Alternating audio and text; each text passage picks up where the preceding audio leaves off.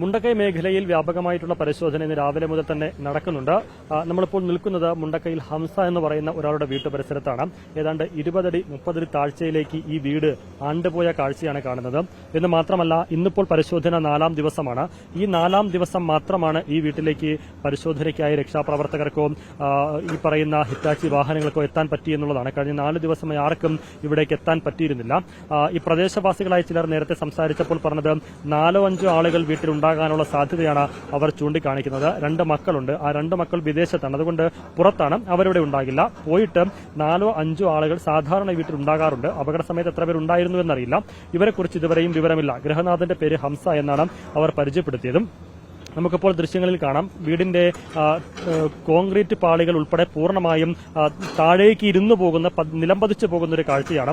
ആ കോൺക്രീറ്റ് പാളികൾ മാറ്റാതെ അതിനകത്തേക്ക് ആർക്കും കയറാനും പറ്റില്ല. വീടിന്റെ സ്റ്റെയറൊക്കെ തൊട്ടുമുകളിൽ പൊളിഞ്ഞു കിടക്കുന്നത് നമുക്ക് കാണാം. ഏതാണ്ട് റോഡിൽ നിന്ന് 20 അടി 30 താഴ്ചയിലേക്കാണ് ഈ കെട്ടിടം ആണ്ടുപോയത്. സ്വാഭാവികമായും വീട് പൂർണ്ണമായും അതിനേക്കാൾ താഴ്ചയിലേക്ക് പോയിട്ടുണ്ട്. ഇപ്പോൾ അതിന്റെ കോൺക്രീറ്റ് പാളികളാണ്, വീടിന്റെ മേൽക്കൂര ഭാഗമാണ് ഈ പറയുന്ന 20 അടി 30 അടി താഴ്ചയിൽ നമുക്ക് കാണാൻ സാധിക്കുന്നത്. ചെക്കന്മാര് പുറത്താണുള്ളത്, 4-5 പേര് ആ വീട്ടിലുണ്ട്.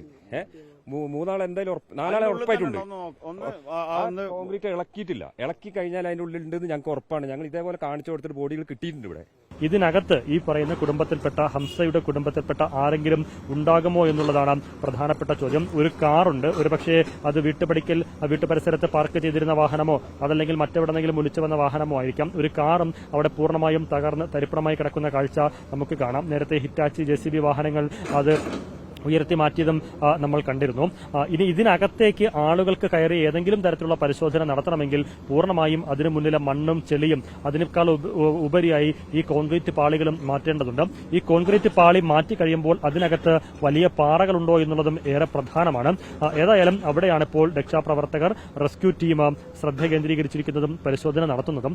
നേരത്തെ മുണ്ടക്കൈയിൽ സുദേവന്റെയും നാസറിന്റെയും സുനിൽകുമാറിന്റെയും വീട്ടിലൊക്കെ വലിയ രീതിയിൽ പരിശോധന നടത്തിയെങ്കിലും ഒന്നും കണ്ടെത്താനായില്ല. ഈ 3 വീടുകളിൽ നിന്നായി 7 പേരുടെ വിവരം ഇനിയും ലഭിക്കാനുണ്ട്. 7 മൃതദേഹങ്ങൾ ആ പരിസരത്ത് തന്നെ ഉണ്ടായിരിക്കും എന്നുള്ളതാണ് പ്രദേശവാസികൾ ആവർത്തിച്ച് പറയുന്നത്. ഏതായാലും അവർക്ക് വേണ്ടിയുള്ള തിരച്ചിലും തുടരുന്നുണ്ട്. അതിനോടൊപ്പമാണ് സമീപത്തെ ഹംസയുടെ വീട്ടിലെ പരിശോധന ഇപ്പോൾ പുരോഗമിക്കുന്നത്. ഉച്ചവരെ തെളിഞ്ഞ കാലാവസ്ഥയായിരുന്നു. മഴ പൂർണ്ണമായും മാറി നിന്നിരുന്നു. പക്ഷേ ഇപ്പോൾ നേരിയ തോതിൽ മഴ പെയ്യുന്നുണ്ട്. പക്ഷേ രക്ഷാപ്രവർത്തനങ്ങളെ ബാധിക്കുന്ന തരത്തിലേക്ക്, അത് ദുഷ്കരമാക്കുന്ന തരത്തിലേക്ക് മഴ മാറിയിട്ടില്ല. പക്ഷെ മഴ ഇപ്പോൾ പെയ്യുകയാണ്.